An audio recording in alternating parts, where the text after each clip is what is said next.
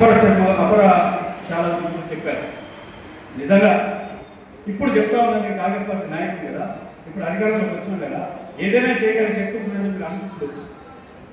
నిజంగా కాంగ్రెస్ పార్టీ నాయకుడుగా కొంచెం బాధాకరమైన చెప్తా ఉన్నా. మా ప్రభుత్వం వచ్చిన తర్వాత బ్రాహ్మణ సంక్షేమ పరిషత్తును మార్చి బ్రాహ్మణ సంక్షేమ బోర్డు అని చెప్పి, లేకపోతే బ్రాహ్మణ సంక్షేమ కార్పొరేషన్ చేస్తామని చెప్పి మాకు మాట ఇచ్చినారు.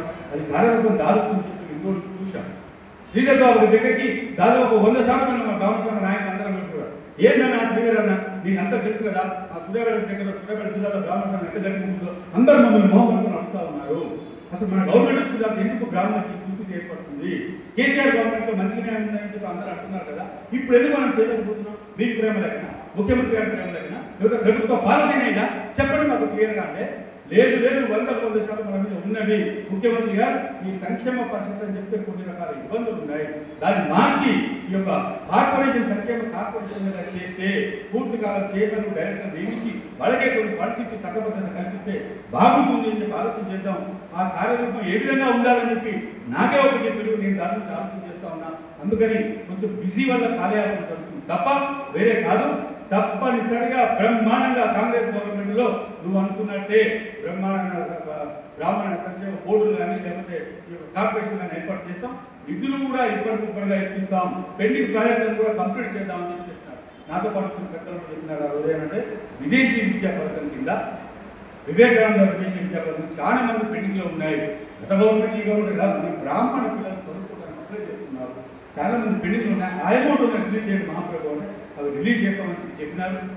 ఆ రోజే నేను అనుకుంటా మీరు మాట్లాడిన రోజు శ్రీధర్ బాబు గారి సతీమణి శైలజ రామయ్య గారిని ఎండోమెంట్ సెక్రటరీగా వేస్తే వెంటనే ఆమె పోయి కలవడం చెప్తా అంటే మీ అందరం పోయి కలిసినాం. కానీ అది కార్యరూపం దాచకుంటే మరి వారు మన వేరే డిపార్ట్మెంట్ పోవడం జరిగింది. మనకు కొత్త ఆయన శ్రీధర్ అని చెప్పి కూడా వచ్చినారు. ఆయన దగ్గర కూడా వెళ్ళి కలుద్దామని రిప్రజెంటేషన్ క్యాచ్ చేసాం, ఇంకా వెళ్ళి కలవలేదు. కానీ విదేశీ విద్యా పథకాన్ని అయినా మన యొక్క ఈ మీరు కలిసింది విప్రాయిత సేవా అదే విప్రభవన్ అయినా అపరశాలకైనా నా న్యాయశక్తుల కృషి చేస్తా. తప్పనిసరిగా పూర్తి చేసే బాధ్యతను నేను తీసుకుంటానని చెప్పి అందరికీ తెలియజేస్తాను. ఇంకొకటి, ఈ పట్టణ పురోగతి సంఘం విషయంలో ఒకటి వికక్షగా చెప్పవలసింది. ఇందాకనే అన్న ఆధిపత్యం కోసం ఎప్పుడు కూడా సంఘాలు ఉండరాదు, సేవ కోసం మాత్రమే సంఘాలు ఉండాలని చెప్పి గత సంవత్సరం అంత మునుపు సంఘం నడిపించినారు. సుబ్రహ్మణ్య శర్మ గారు చనిపోయిన తర్వాత అనుకుంటా బహుశా ఆ యొక్క సుస్థ చేపడంతో యొక్క సంఘం తర్వాత ఏదో కార్యక్రమాలు రమేశ్వరంలో చేస్తూ వస్తూ ఉన్నాడు.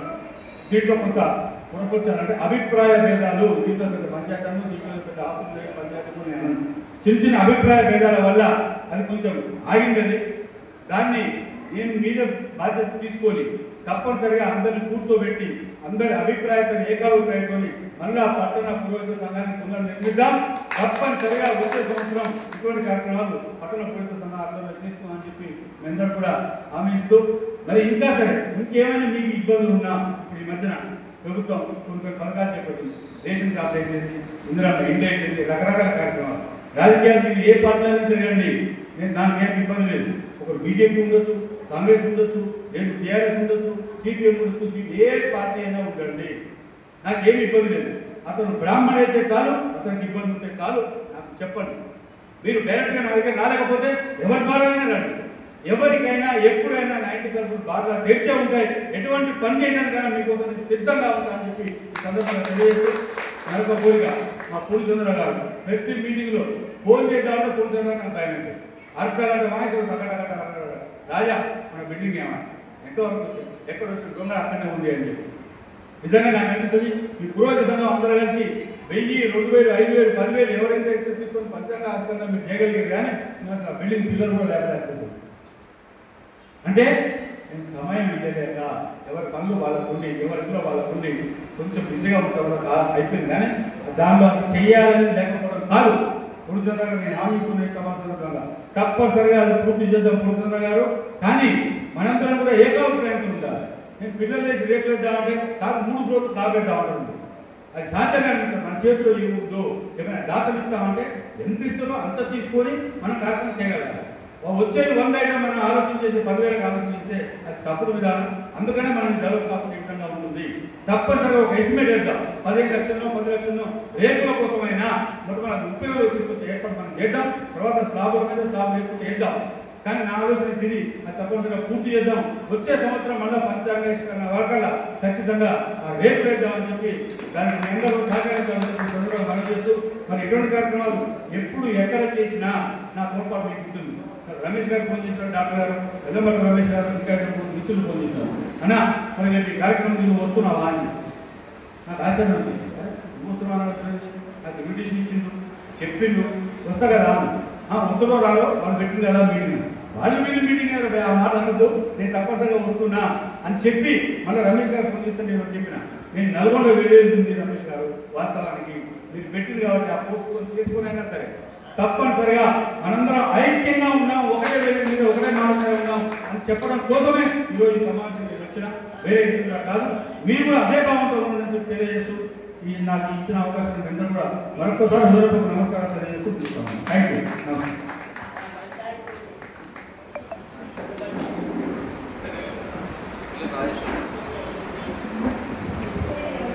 విక్రమ్ రాజేశ్వర గారు ఒక్క మాట చెప్పలేదు. వారు నాతో అన్నారు, షకీలోమార్ అంటే బ్రాహ్మణుల గురించి ఎప్పుడు అందుబాటులో ఉంటాం మేము అని ఒక మాట అన్నారు. ఇప్పుడు వారు వాకు ద్వారా మీ అందరికీ కూడా అర్థమై ఉంటుంది. నేను గత చిన్నప్పటి నుంచి వస్తున్నాను కానీ ఎందుకో మొట్టమొదటిసారి అనిపించింది నిజంగా బ్రాహ్మణులందరూ ఐక్యం అయితమేమో అని ఒక నమ్మకం కలిగింది. చిన్న ప్రపంచాలు ఉంటే వాటిని పక్కన పెట్టి నిజంగా ఐక్యంగా అయితే ఈ సంవత్సరానికి ఈ పంచాంగావిష్కరణకి అంతకంటే సార్థకత లేదని మనస్ఫూర్తిగా భావిస్తూ ఈ కార్యక్రమానికి వచ్చిన పంచాంగావిష్కరణ చేయడం